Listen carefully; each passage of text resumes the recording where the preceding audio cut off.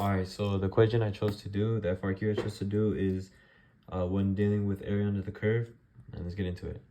So as it says is let R be the shaded region bounded by the graph of y equals ln x and the line y equals x minus 2 as shown above.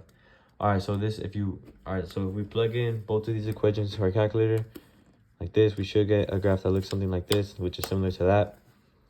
All right, now what we want to do is we want to set up the integral top minus bottom and with our bounds of a and b. So as you can see from the graph, the top equation is ln x and the bottom one is x minus 2. And to find the bounds, you need to find the intersection of where the two equations meet. So we find that, we get the top one, 3.146, as you can see right there.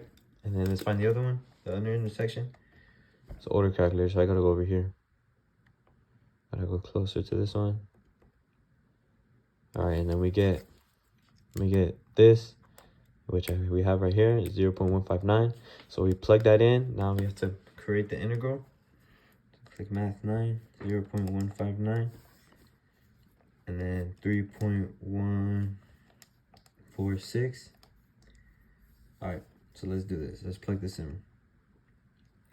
And it's x minus 2. All right, that's what we have here. So I click enter, and then we get 1.949, and don't forget the units squared. Units squared. All right, that's it for part A. Now for part B, we need to find the value of the solid generated when R is rotated about the horizontal line of y equals -3. It is still a horizontal line, so it's gonna still be in the terms of x. So it is still top minus bottom as we have in part A.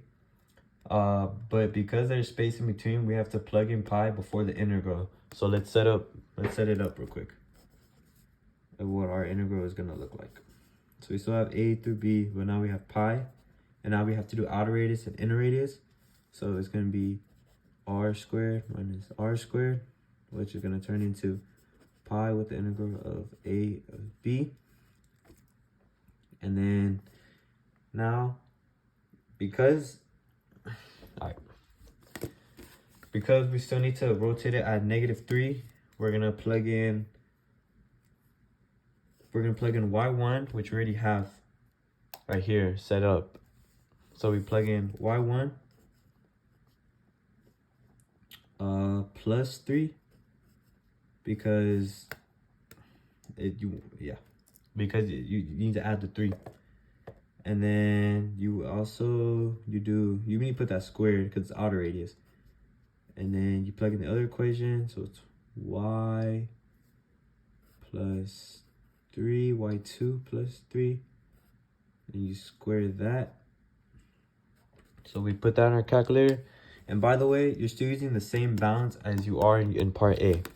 So we go here, we could just copy this, but instead we're not using these no more. We have to rewrite it. Delete. All right, so let's see what we got here. So an easy way to plug in the equations, you just put alpha trace, and it's y1 first, right? So you click enter, and then you want to do plus 3, close the parentheses, and don't forget to square it. And then we do minus, and then the second y. So it's y2, we scroll down 2. And then plus 3, and don't forget to square that. And we get 10.885, which can also be 10.889 and 6. All right, don't forget we need to times that by pi because we have the pi in front of the integral. So we do times pi, and we get 34.199. This is actually cubed. 34.99 cubed. Is that a 3? Yeah, 1. All right. So now we're good on part B. Now let's move on to the last one, which is part C, which is write but do not evaluate an integral expression that can be used to find the volume of a solid generated when r is rotated about the y-axis. All right, so now we have to change our functions in terms of y instead of terms of x. First, we have to adjust our limits. So with this, here we go. So let's set up the integral first. We don't know our new limits yet. All right, so for our new limits, since now we're in terms, excuse me, since now we're in different terms, we need to add these limits right here first. Now we're using the terms of y. So for starters, we could just put 1.146 minus 2 because we're in terms of y now. So now we need to flip this equation. And if we flip the equation, we get this. Y equals x minus 2. So these are x now, so we do minus 2. And this is minus 2. And don't forget this, we got this new limit because we're in terms of x now. Okay, now we plug in.